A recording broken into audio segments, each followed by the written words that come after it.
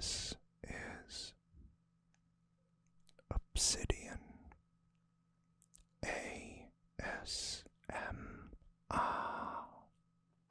Don't forget to like, subscribe, and hit the notification bell for future videos.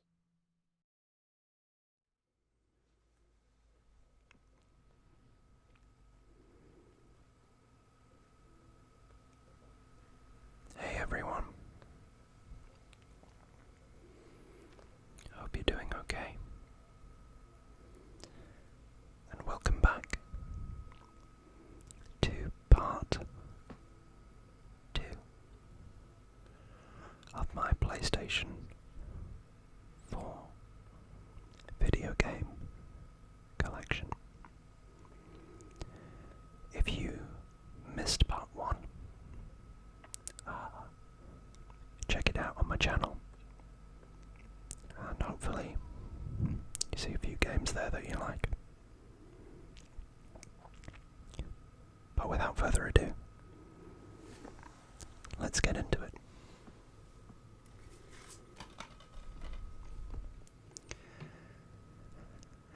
Ty the Tasmanian Tiger HD. So, if you watched part 1, you probably figured out that there were a lot of remakes, remasters, and this is another one, and another platformer. Didn't get a lot of fanfare when it was released. It's very low-key, but effectively it's another platformer in a similar vein to Crash Bandicoot and Spyro the Dragon, but this time you play as Ty the Tasmanian Tiger in the Aussie outback, and you use various boomerangs to solve puzzles in the platforming world. That's what the inside of the case looks like. And that's the inside there and the character model. It turns out that they actually did a HD remake of the second game.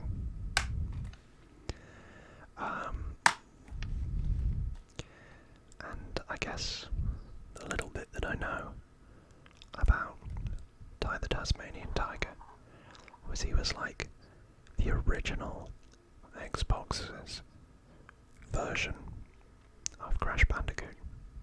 So it was quite a novelty for me to see him on a PlayStation.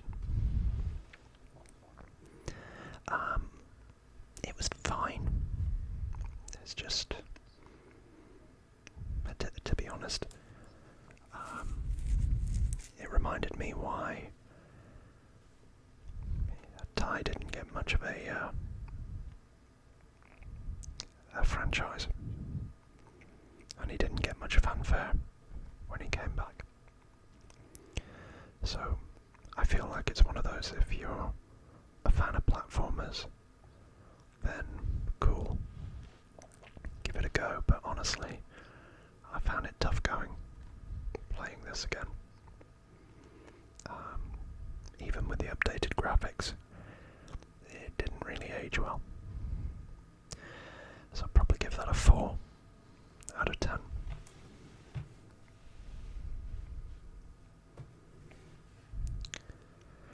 Now we move on to a AAA franchise.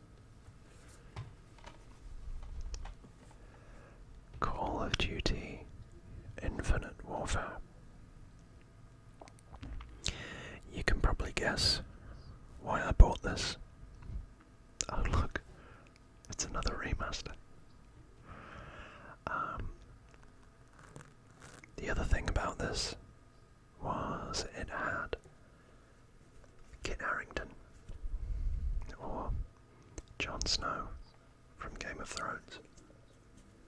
main campaign as the villain. And this was actually the first video game I got for the PlayStation, because I bought the PlayStation 4 Pro. Before that, I've been on the Xbox One. But I saw the light. Came over to PlayStation.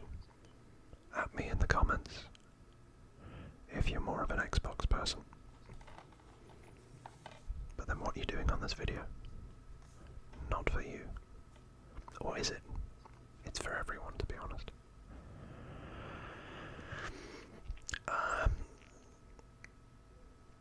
From what I remember of the campaign, it was fine. I don't really remember much other than the kind of like spacewalk gunfights, but otherwise it was just there. The main reason I think a lot of people got this title was for the remaster of Call of Duty Modern Warfare, the original one.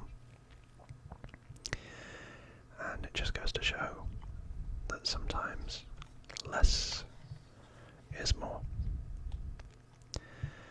And whilst I did recapture some of those 2008, I think, gaming experiences,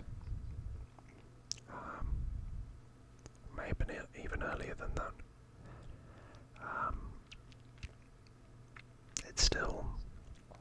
it didn't reinvigorate my interest in the Call of Duty franchise, which I think has been stale for quite some time. I think really since Black Ops ended. So, yeah, I'd give it like a 5. And that's just because of the remaster. Maybe I'm just nostalgic. I don't know.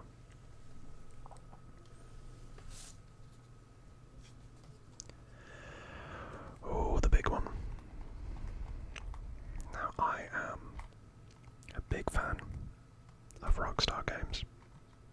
And I played Red Dead Redemption on...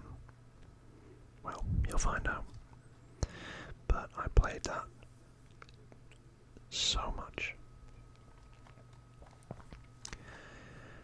And I have to say, between other video games that I was playing at the time, I really never gave this one a fair crack of the whip. Bullwhip. I need to go back and play this.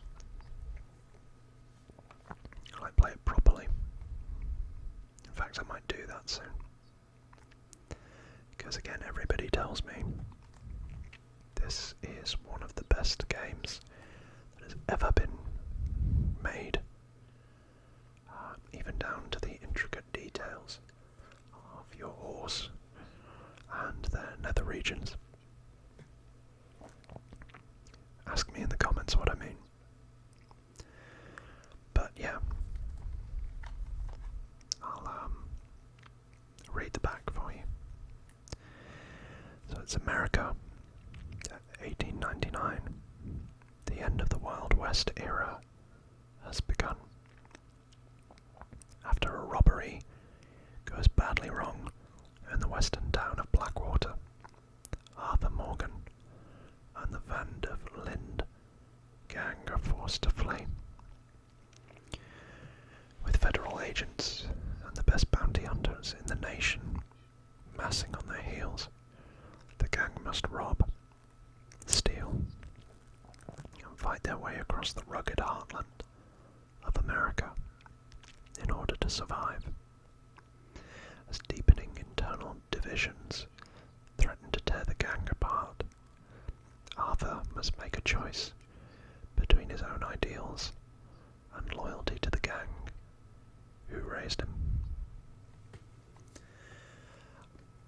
always enjoyed the storylines to Rockstar games. You know, I'm going to be very basic and say I really loved San Andreas and Vice City and GTA 4 with Nico Bellic and GTA 5. But for the life of me, I cannot remember that much about Red Dead Redemption.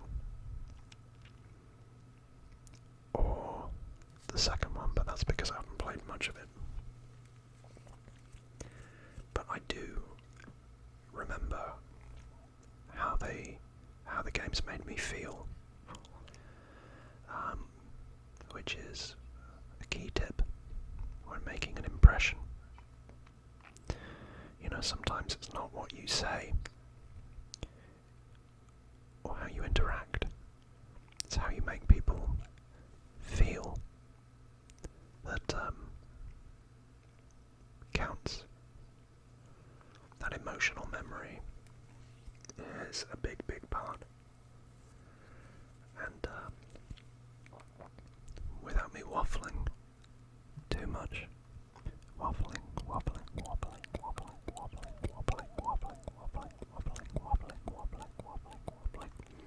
that's me, waffling.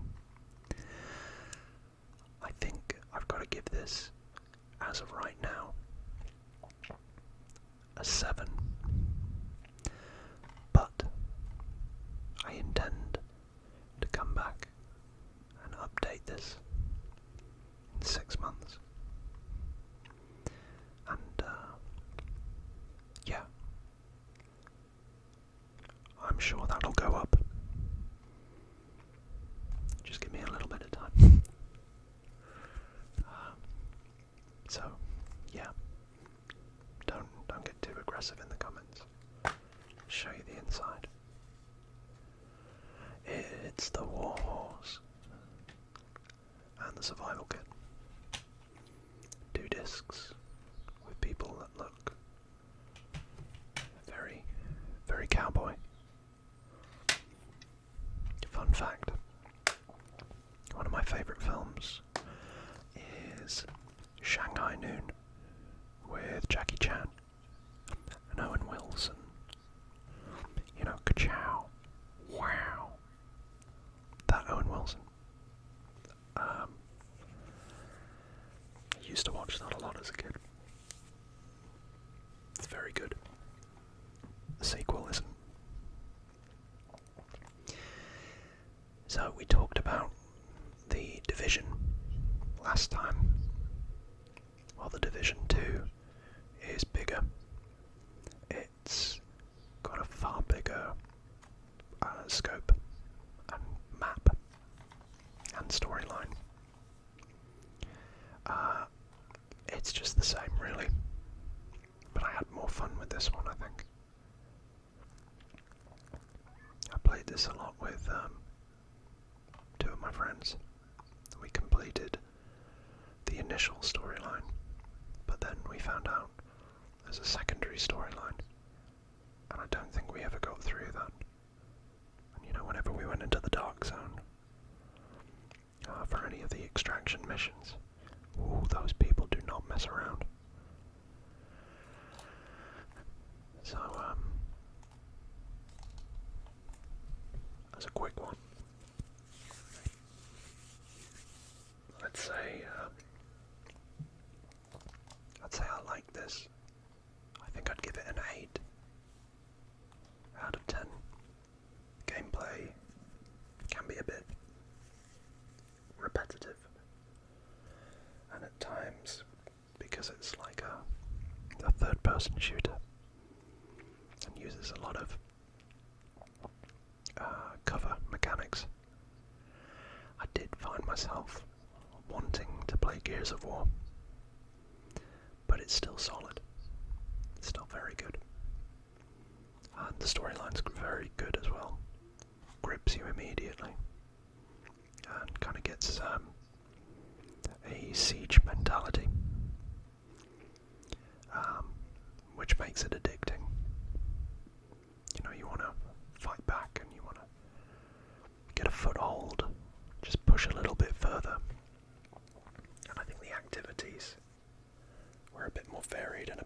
interesting in this. Another one I'd love to go back and platinum. So an 8 for The Division.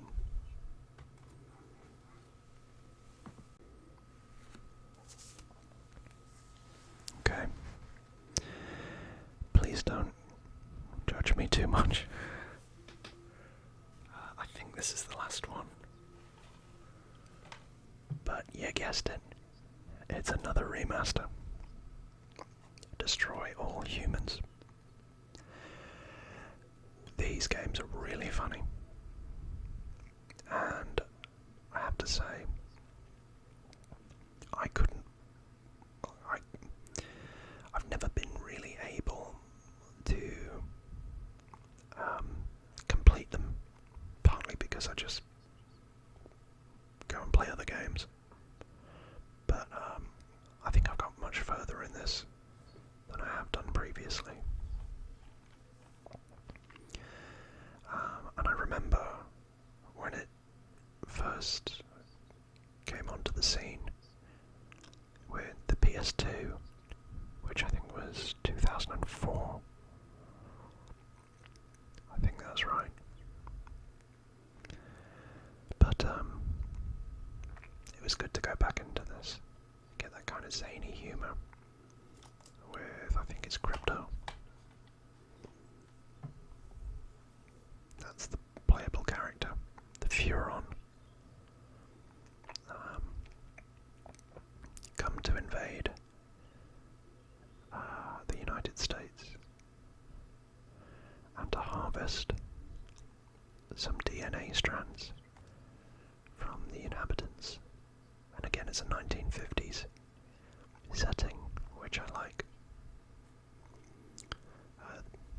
I know they've also remastered the sequel, which was set more globally and in the 1960s.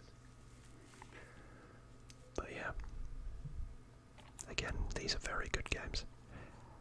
It just takes a little bit of time to get back into them, and the controls can be a bit fiddly, bearing in mind his age. I think it is just another one of those graphical upgrades, I think. I didn't notice any other major changes, but I could be wrong. Again, I think this is solid. I'd give it a 7. Pretty good. Nothing mind-blowing. Speaking about mind-blowing, get it? Because he blows people's minds up. Okay, guess not. Wow, this was really good. Astrobot rescue mission, and it does require PlayStation VR. I was addicted to this for a while. The visuals are phenomenal. I really liked the way that you had to guide Astro through all the various stages, and how immersive it was. You know, I remember, again, going back to my early years, where I would be playing the iToy on the PlayStation 2, and with friends and family, and that felt so cutting edge at the time. But this is something else. The art style I love. The mechanics was simple but effective. The variation was great. I really did enjoy this. And these are the bosses and the enemies. And you're trying to activate him and Japan studio, and it does have that kind of quintessential Japanese quirkiness that's so endearing to people of my age and younger. It's an expensive game to play because, as I say, you need the PlayStation VR, but that might be a bit more economical now that they've brought out the PSVR 2. But I would recommend this. I really, really enjoyed this, and in fact, I'd probably give this a 9 out of 10. Probably a 5 out of 10 in terms of the economics and the cost of playing it. But for the game itself, 9. And I really enjoyed the other entry, which was a kind of celebration of PlayStation from the very beginning to the PlayStation 5. That was, again, visually stunning, and you didn't need the VR for that. So I would recommend that as a cheaper version. If you like that, go get this. But you might need a PlayStation 5. I'm not sure. You're coming up to halfway, I think. And we've got Rocket League. Oh, I am bad at this game. I like it because it's a combination of cars and one of my favourite sports, football, soccer, depending on where you live. But I just really struggle to be good at it.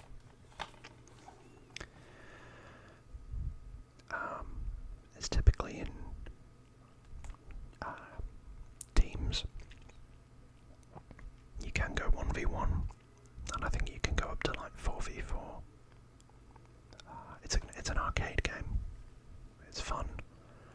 I've heard the player base is quite toxic, but I have the most fun playing this with friends and younger members of my family who are far, far better than I am.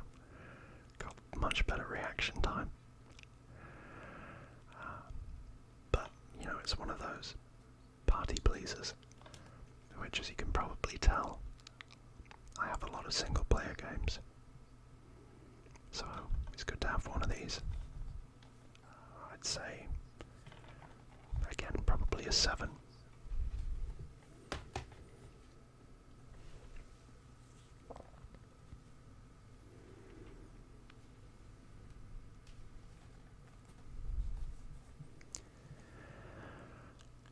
South Park, The Fractured Butt Hole. Get it? Butthole. Turn-based combat game set in South Park, Colorado. A direct sequel to The Stick of Truth, but this time, instead of being like wizards, they're superheroes. Mysterion. I'm not going to say that one. Yeah. And it's very funny.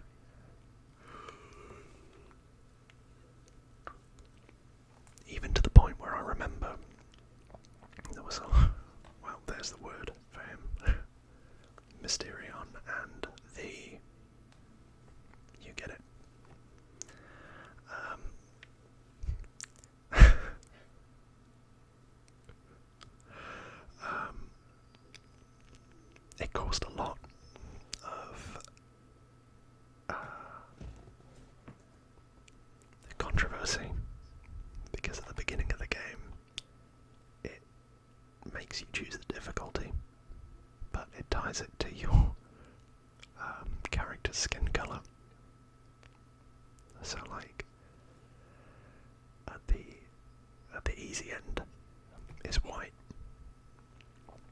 and as you can probably guess, the darker your skin, the harder your experience or the difficulty of the game. Which, I mean, there's some definite social commentary in there, but that's the kind of, like that's at the very beginning of the game, and it does not get better. So if that's not your kind of humour, I probably wouldn't recommend this, because you're gonna get offended quite a lot. But if if you're okay with it, then, and if you're a fan of South Park, then yeah, this is a definite. It's not hard. It takes a long time to complete, especially if you want to do everything, and especially if you want to get all the trophies. Because, I would recommend just starting on the hardest difficulty, so you don't have to play through it twice. But it's engaging, it's fun, and it does a lot of what the Stick of Truth did. Builds on it, and cranks it up a notch. And I think a lot of the riskier jokes that they couldn't get away with in the TV series make their appearances here.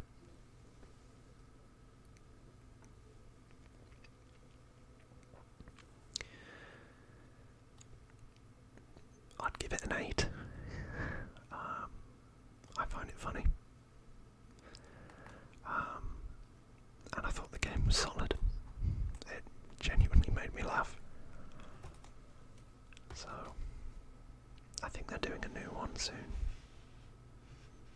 which I would probably buy. It's not very difficult, though. And if you struggle with turn-based combat,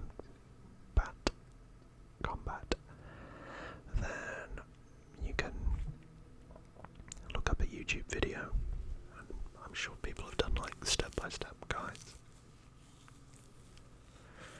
Speaking about difficulty,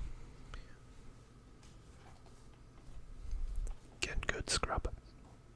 It's Dark Souls. Of course I've got to have Dark Souls. I haven't actually completed it. I'm not really a fan of Dark Souls, but what I can tell you is this game and this series and the developer From Software are so influential on modern games and modern game mechanics. Yeah, they really created an entire genre of boss fighting. I played this a lot with my friends, because I'm not really, with these kind of games, you've got to do a lot of trial and error, and you've got to have a lot of patience, and I mean a real lot of patience, and you've got to like a challenge. Now, I don't mind a challenge, but at some points, it gets a bit tedious, a bit,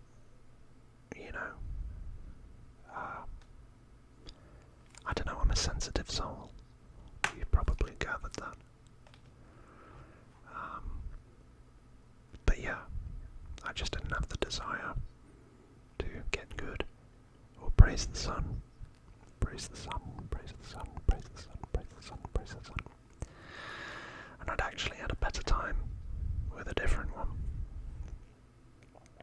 So personally, I'd give this a 6.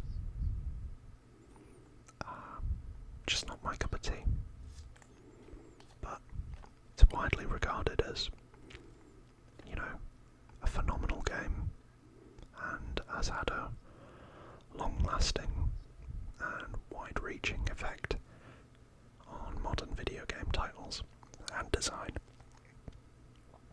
So I can't negate that, but personally,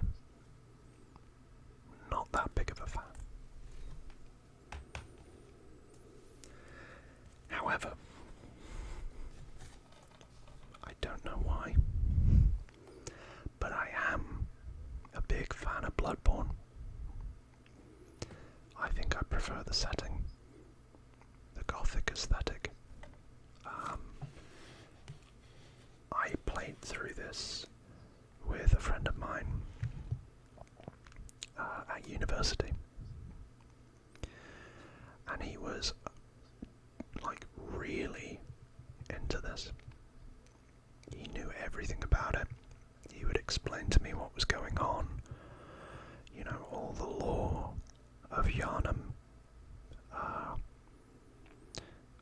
you know, the hunters, etc. And, you know, it is a lot like Dark Souls, because it's made by the same people. But I think the reason why I prefer this is partly because you got guns. And I also think there's no armor mechanics, or little armor mechanics on this. Whereas with Dark Souls you can like get a shield and you've got your sword. In this it's much more hit hard and dodge well, or shoot from a distance, which usually means people run at you and then you have to dodge and hit hard. But yeah, you know, I did complete this with him, and did all the old hunters too. I think the worst boss fight we had was the amygdala, which, bearing in mind this is all about nightmares,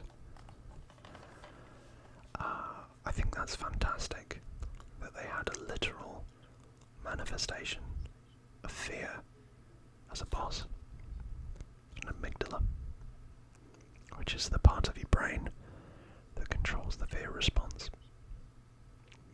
It's very well thought through and good collaboration between From Software and Japan Studio, although weird shift of direction from Astro to Bloodborne. It worked though. I'm a fan. So yeah, I'm a Bloodborne fan. Now, I'm going to do the next two together, because they're basically the same game. And that is Dragon Ball Xenoverse and Dragon Ball Xenoverse 2. Which, in my humble opinion, are the best Dragon Ball games on the market, bar one.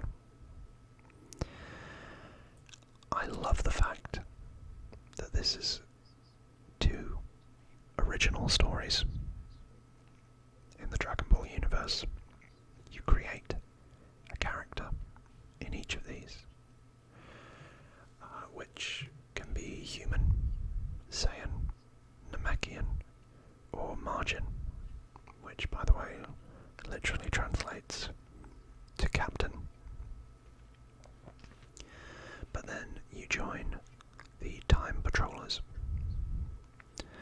and the bad guys, or the villains, are going into the timelines and messing with the story, or the history, and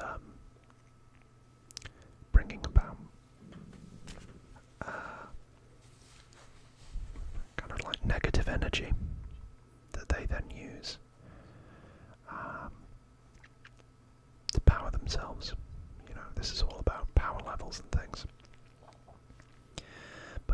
there's a lot of variety. There's a lot to do. There's like challenges, and even when you've done all of those, the battle stages and the training, and you've got all the special moves like the Kamehameha or Gallic Gun or Final Flash or whatever. On top of that, to unlock everything in these games, you then have to get the Dragon Balls. And there's only a slight chance that they drop in certain encounters, so you gotta grind them.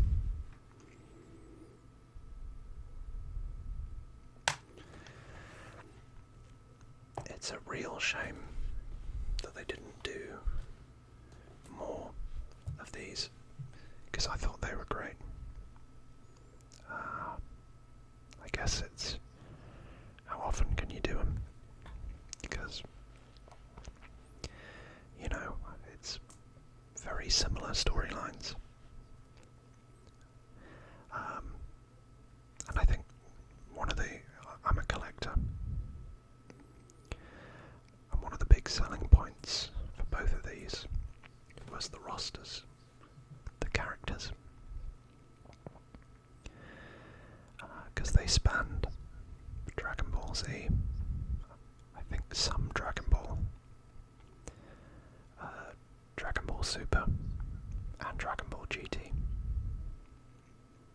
because I still quite like Dragon Ball GT.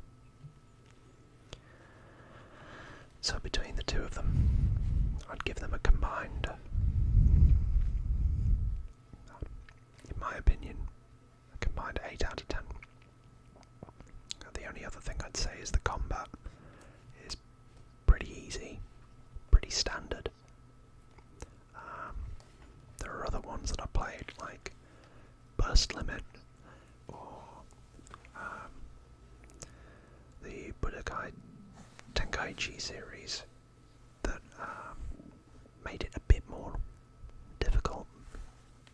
But weirdly, this was quite a blend between the original Budokai, which was a side fighter, and Tenkaichi, which was more open world. But yeah, I think these are great. I never played Kakarot when that came out, because that was just a bit too much like a step back for me, especially after this. So, an 8 for those. We're in the final stretch now. I said we'd talk about games with redemption arcs. There is no bigger one than Star Wars Battlefront 2. Because this game was awful when it first launched, and I bought it when it first launched. But over years of love and care from DICE and EA, they've rehabilitated it, and they've really made the fan base appreciate what this should have been at the beginning. The story's good. The battlegrounds and space combat and all that kind of stuff, that was where the trouble was. I think there was a lot of issues with the graphics, and yeah, it just it didn't deliver what people wanted it to deliver. But I haven't played it in a long time.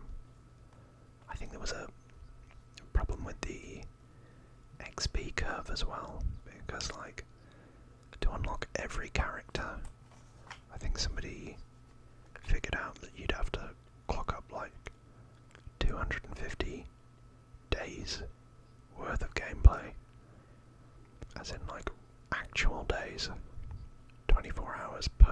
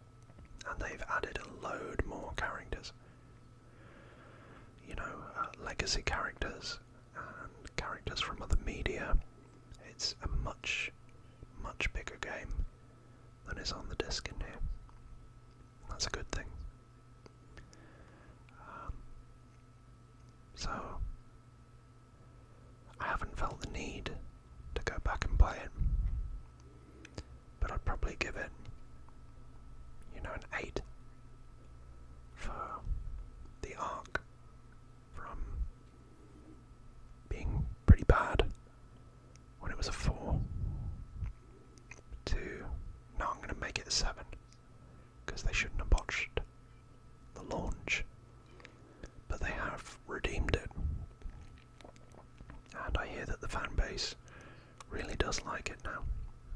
And it's got a consistent fan base that still plays it to this day. Bearing in mind it was released in 2017, so 6 years later. It's pretty good. So, fair play to EA. I'm just going to reset these.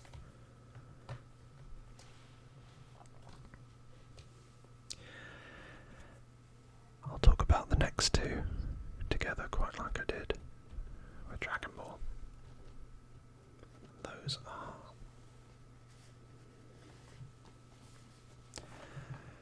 Destiny 1 and Destiny 2. Oh, Bungie. I loved what Bungie did. And you'll find that out later down the line. I was a big Bungie fan. And then they left Microsoft. And they jumped ship and signed a exclusivity agreement to work with PlayStation. I think they've now actually been bought by Sony, and they're a Sony studio. And this was what they made. I really wanted to like them, but I can't. I was expecting a similarly deep storyline with, a lot of lore, a lot of world building, characters that you cared about. And again, the original Destiny, after seemingly building itself up to that, had none of it. And it was a very generic shooter it did have story, but you had to go out your way to find it. And I just, I like lore. I read up on it.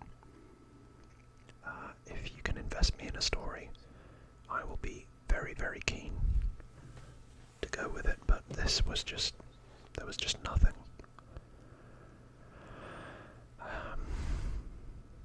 And that left me with a real bad taste in the mouth. And I later found out that they actually did have a whole deep story akin to their other franchises that I won't name here, but you can guess. But then, basically, in order to get it out on time, they scrapped it. And you were just kind of left with this loose story that was strung together between very generic missions and, a very generic shooter. Quite like we were talking about with Star Wars Battlefront 2. This one, Destiny 2, I think has had a similar kind of rebirth since its launch. I bought it, played it with my friends, but I think the damage was done. It just wasn't interesting.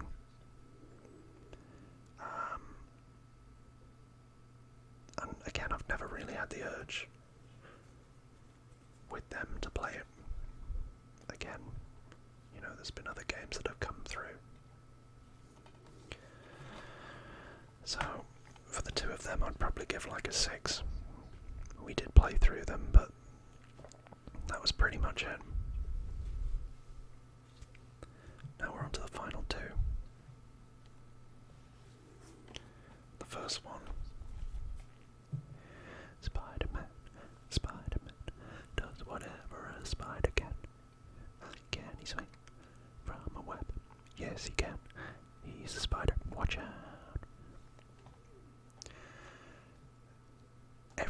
said about the Arkham trilogy. Insomniac took it, added to it, and made a masterpiece. I think one of the biggest things that I gotten onto or noticed was that this was broad daylight and it was a city filled with people, whereas Arkham, a couple of years earlier, couldn't do that with Arkham Knight. Hence why it was all dark at night and supposed to only happen in one night. But this is just beautiful, start to finish. Played the whole game, played the DLC.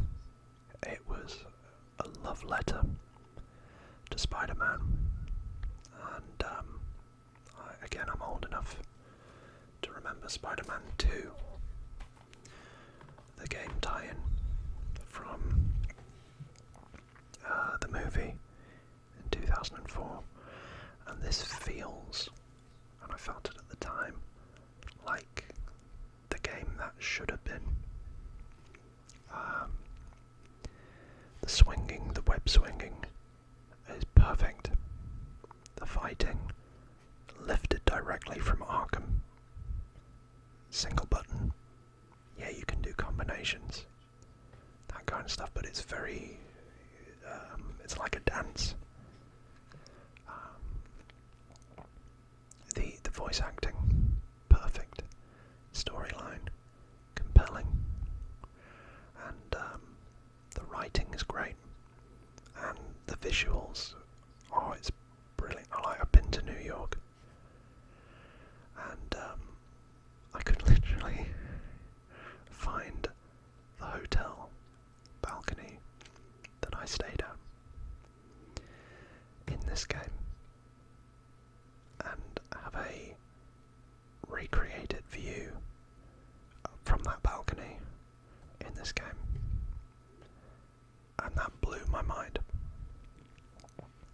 There's also a load of content in it as well. It's really good value, and I can't wait for the sequel, so I'd give this a 10 out of 10. And then finally, thank you for bearing with me,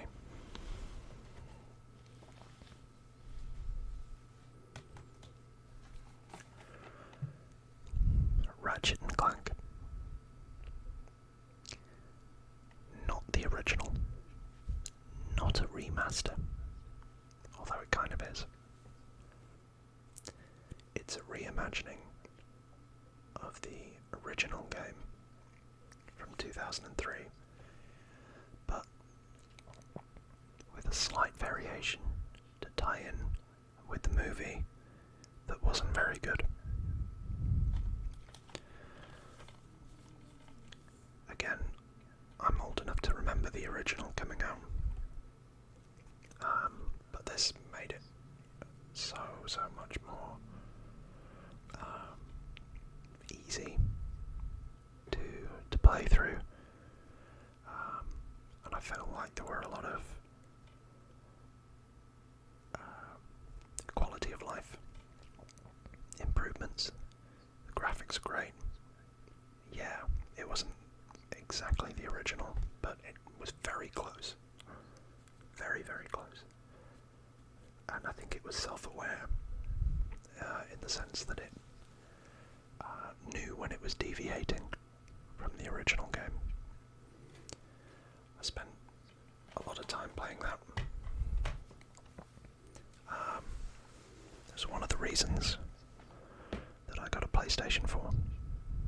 And again, I'd give that a 9 out of 10. Not much to say. It's just a solid Ratchet and Clank game. I enjoyed it more than Rift Apart because there was more to it. And I kind of wish they'd do a similar treatment with Ratchet and Clank 2 and 3. And to an extent, Tools of Destruction.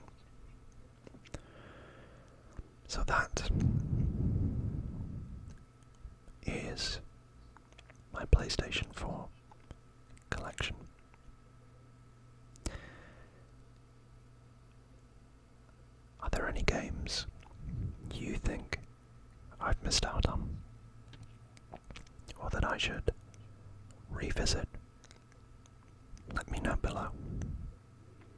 If you're still awake, thank you so much for your support. It means the world. And if you've enjoyed this video or any of the other videos in my video game collection series, why not subscribe so you don't miss out on any future videos.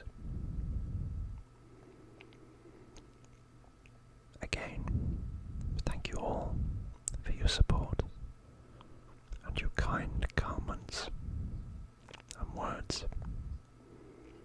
They really do mean the world to me. And I look forward to seeing you all again on Sunday. But for now, as always, take care of yourselves and each other.